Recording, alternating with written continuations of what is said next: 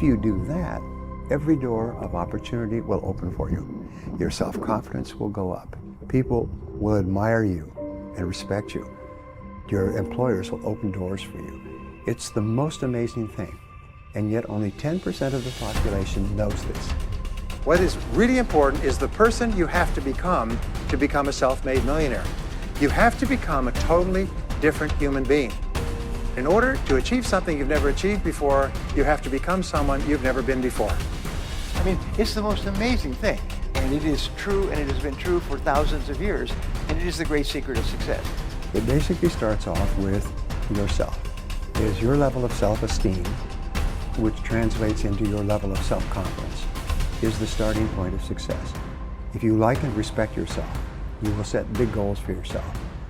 And if you like and respect yourself, you will persist longer, and you'll eventually succeed. And so how you feel, your emotions about yourself, is the starting point and the most important part of success. And so the goal of children, the goal of parents, is to raise children with high levels of self-confidence and self-esteem. Your goal as an adult is to build your own self-esteem, your own mental fitness. Yeah. Like physical fitness requires physical exercise, mental fitness, feeling very positive about yourself and your life, requires mental exercise. Now, what I discovered, which was one of the most important things of all, is that self-esteem, the other side of self-esteem, is called self-efficacy, which is a word that means that you are good at what you do. So therefore, when you work to become better in your field, whatever you're doing, whether it's in school or in your job, you feel more confident and more positive about yourself. So the more you like yourself, the better you become. And the better you become, the more you like yourself. So you can actually get onto an upward spiral. Which brings us to your subject of success for young people. The key to success is very simple. I've written 2 books on this. Is you must become very good at doing something that is important and valuable to an employer. You must become very good at it. There are no successful people who are average. And it takes a long time to become very good at something. Even if it's to be a gardener, or an interviewer, or a speaker. It takes a long time to become good at it, but you must be determined from the beginning to work extra hours to become very good at the work that you do. If you do that, every door of opportunity will open for you. Your self-confidence will go up. People will admire you and respect you.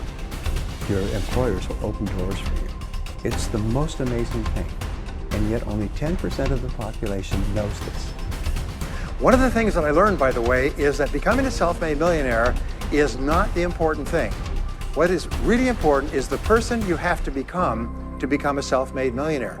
You have to become a totally different human being.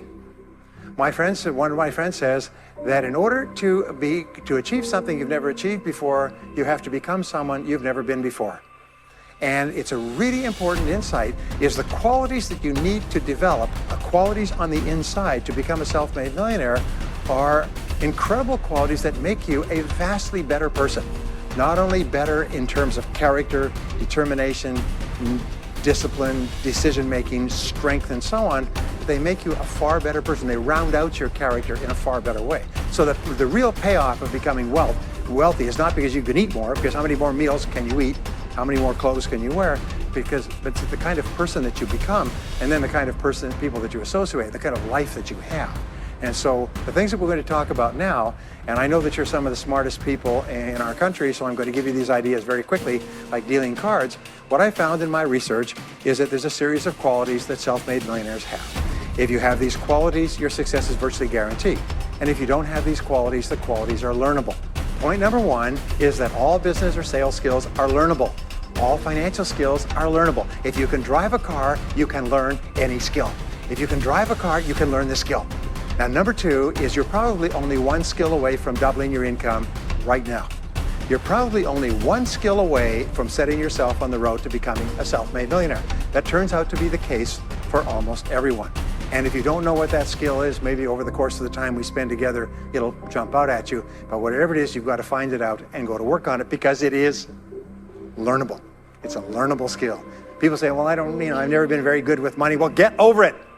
The fact of the matter is, you can learn what you need to learn to achieve anything that you want to achieve. Clarity is my favorite word in success. It's my favorite word in business.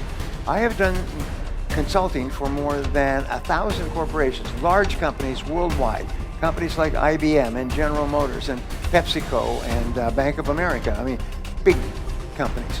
And I've also worked with more than 10,000 small and medium-sized companies. And what I found is in every single situation, problems occur when the company becomes unclear about what it is they're doing or how it is they're doing it. And so I've developed a program which is really just a fun program for me intellectually. It's called the 2-Day MBA. And it shows 10 different factors of a company. And these are the ones that I learned when I went to university, back to university in my 30s. And I find that all problems come from lack of clarity. What is your product? The first question you ask. Who is your customer? What does your customer consider to be more valuable than anything else? How are you superior to your competitors? What can you do to attract more customers? What can you do to close those customers? I'll come to this in a second, but basically it's clarity, lack of clarity. Now here's something else I learned, and they did a study of 50 owners of companies, successful owners of companies like yourselves. And they asked them, what is the very best time management or business tool that you've ever discovered? 49 out of the 50 held up a yellow writing pad. Yellow writing pad, sort of like this. And this is what they did. This is how they planned their day. They made a list, to-do list. Today's date, they wrote down everything they had to do. They always work from a list. Always work from a list. Always work from a list. If you don't work from a list, it's very much like taking your hands off the wheel of your car, going down a winding road in the mountains. What happens is your life's going to go up and you're instantly going to start doing irrelevant and unimportant and useless things. And at the end of the day, you'll be exhausted and you'll accomplish nothing. In life, every person has a turning point, and the turning point comes when you set upon a major goal. When you decide upon a major goal, and since you're going to be working for money in business all your life, you might as well set a goal to earn a lot of money. You see, in life, you can earn a lot or you can earn a little. And if you have a choice, I recommend to you that you choose a lot, okay? Because if you don't choose a lot, by default, you automatically get a little. And this 80% of the population out there is wandering around and complaining about successful people, life's not fair, and so on. No, because once you are clear about your goal, you start to see all kinds of opportunities, things that you can do that you hadn't thought of doing, that move you faster toward the goal and move the goal toward you. You activate this field of magnetism and you start to attract into your life people and circumstances who help you to achieve the goal, and you help to achieve their goals. I mean, it's the most amazing thing. And it is true, and it has been true for thousands of years, and it is the great secret of success. Become more confident and competent. We develop the confidence to tackle larger goals by applying our energies to the accomplishment of smaller goals. We build up our confidence as we move forward until we reach the point where there is nothing that we won't take on. In fact, the habit of setting and achieving ever larger goals is absolutely indispensable to the development of ever higher levels of self-confidence and personal power. You can only really believe in yourself when you absolutely know that you have the ability to do what you set out to do.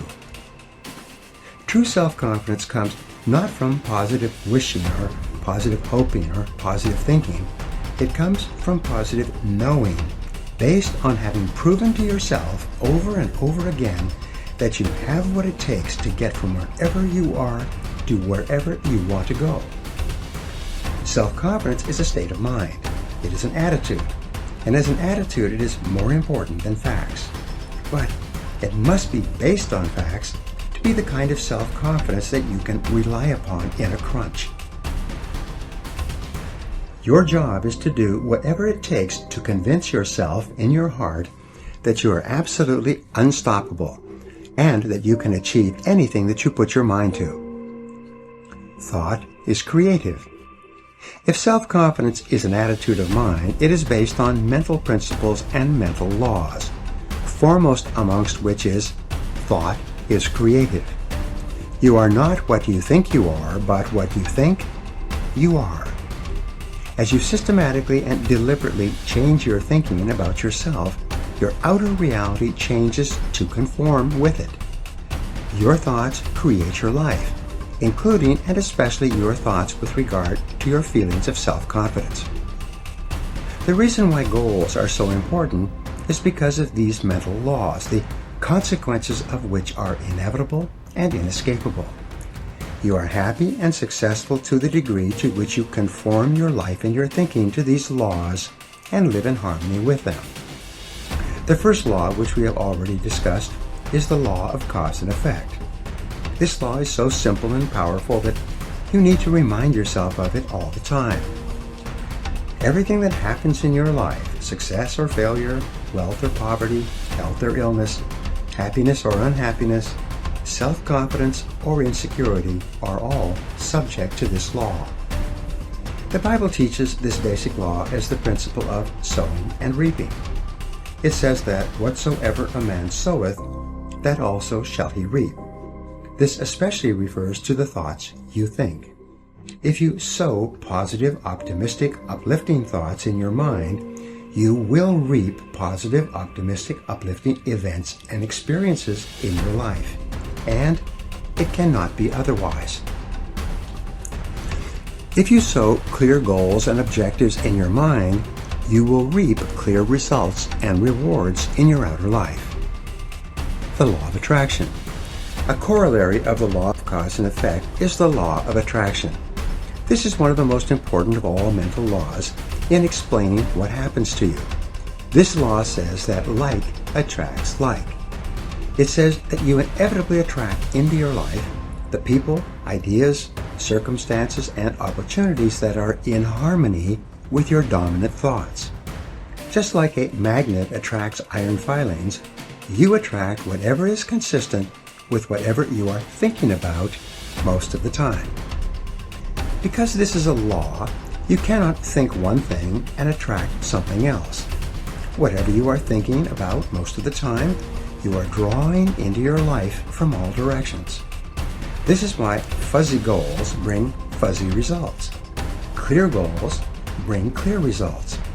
And since your level of self-confidence is directly tied to how effective you feel you are in achieving your goals, it's very important that you know exactly what it is you want and that you think of nothing else.